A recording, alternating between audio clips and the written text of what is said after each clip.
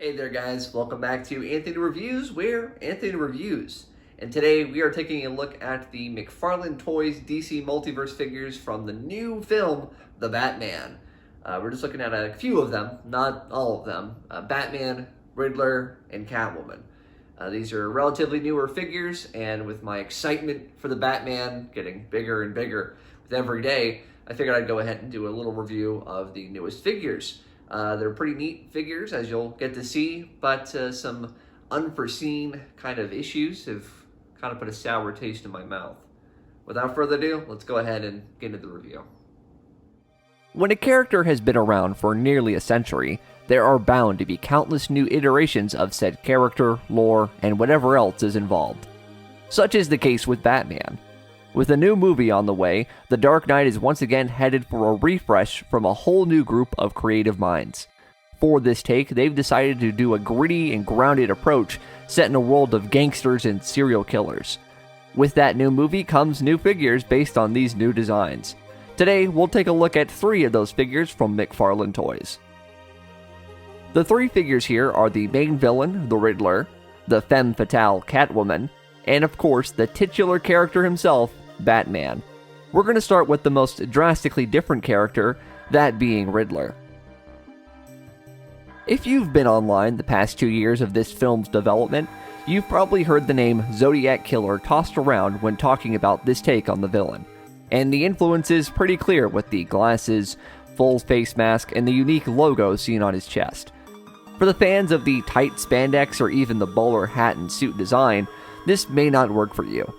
However, from everything that we've seen from the trailers and the pure fact that they've cast an excellent actor like Paul Dano, I'd say it's a safe bet that the character we see will still act like the Eddie Enigma from the comics, video games, etc. that we want to see. But we aren't reviewing a man's performance here, we're reviewing a toy. And as a toy goes, it's kind of boring.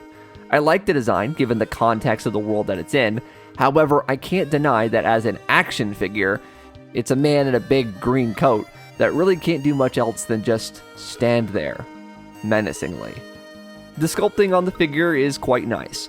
All the folds and wrinkles look right, and the head itself looks rightfully weird.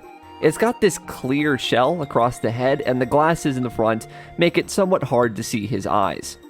The glasses in the film do look rather thick, so that's not surprising to see on a figure at this scale. In terms of paint, there doesn't appear to be much. There are some touches here and there, but most of the pieces used seem to be molded in their specific colors. This logo does look nice though. For articulation, he's what you'd imagine. He could bend his arms and legs just fine, but that torso. You're not doing anything with that torso, not a chance. The only accessory he comes with is his base, his card, and of course an ice pick, which looks nice. I haven't seen the film, so I have no idea what it's for, though. Could be for killing, could be for his car, whatever. This figure, while totally serviceable, could definitely end up as a peg warmer, purely on its sort of bland design alone. As a toy, he's just not super interesting. Maybe his performance in the film will be so good that people just have to buy him. But let's move on to a figure with a bit more going on. Catwoman has been done in almost every major depiction of the Caped Crusader yet, so with that in mind, it's really exciting to see what this new movie will do with her. It's pretty clear from the design that we've got a very Year One-esque take on Selena Kyle. She's got the iconic black bodysuit, but they've opted for a ski mask that just so happens to have points that stick out like cat ears on the top. To be honest, I have no problem with this design. It's a clever way to incorporate the look into what is essentially Catwoman's earliest point in her career.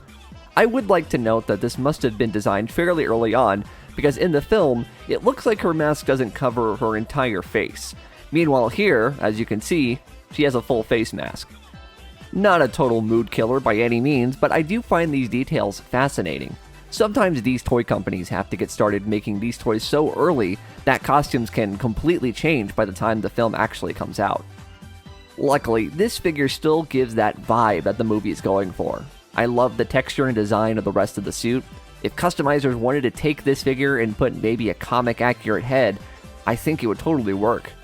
Even though her outfit is all black, there is some color variation here and there, And of course, the one bit of her face that can be seen does stick out when you're looking at this figure. Considering Catwoman is a fairly agile character in the comics, TV shows, whatever, it's good to see that this figure has a much better set of articulation points when compared to old Eddie Nashton from earlier. This toy looks and feels like a ninja, which is appropriate. For accessories, she also comes with a base and card, but also a whip. This whip is just a solid piece of plastic though, so it's nothing too special. But it does look good in certain poses. Alright, let's get to the big man himself, the brooding detective from Gotham City, Batman. I want to start off by saying that I love the design for this suit. The armor looks good without looking like a robot. He's tactical, but not in a Liefeld way. The torso does feel like it's influenced from Lee Bermejo's art. Not to mention the thin bat symbol looks great with the lack of pointy ears, calling back to the original first appearance logo. For a Batman that is only in his sophomore year as a Caped Crusader, this look feels right. The cowl is another great detail. The stitched look makes it feel very retro and can totally be compared to the Gotham by Gaslight look. I've mentioned so many other versions of the character that this pulls from, and that's partially why I like it. It brings forth elements from so many versions I've enjoyed before and blends them into this new, realistic design. It's also great to see slightly larger ears again. Just a personal preference of mine. McFarlane & Co. have done a wonderful job at bringing out all the beautiful details of this suit. However, there are some strange details. The first two things I want to address are just straight up errors with my copy. As you can see, along the neck we have this folded up piece that kinda looks like a mask. Well, that's because it is. You see, McFarlane has released an alternate version of this figure with the mask off.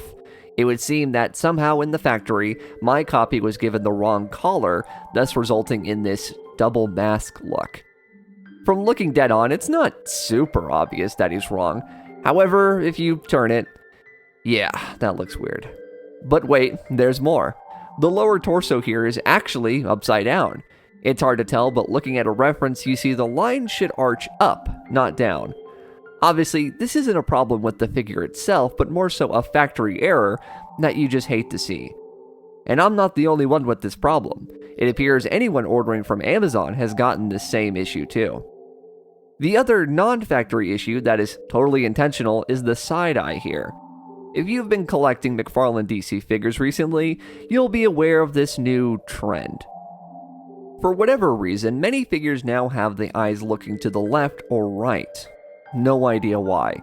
It's kind of a neat idea, but I think most fans would be happy if this sudden trend stopped. Especially with Batman. This is skipping ahead a bit, but the accessory he comes with is a grapple gun that goes into his right hand. This Batman, however, is looking left. So what am I supposed to do with this? How exactly am I meant to pose this guy with his accessories? He even comes with a specific hand to plug the gun in and nothing else. This all just makes no sense. His articulation is good. You can get him into some nice poses, but the main pose I'm assuming you're supposed to do just doesn't work. Going back to the accessories, I think this would be less of a problem if he had some alternate hands, maybe some fists so that he could punch the Riddler or something. But he only has the open hand for the grapple gun and a gripping hand for nothing. This is honestly so confusing. I guess he could slap the Riddler. That's kind of fun.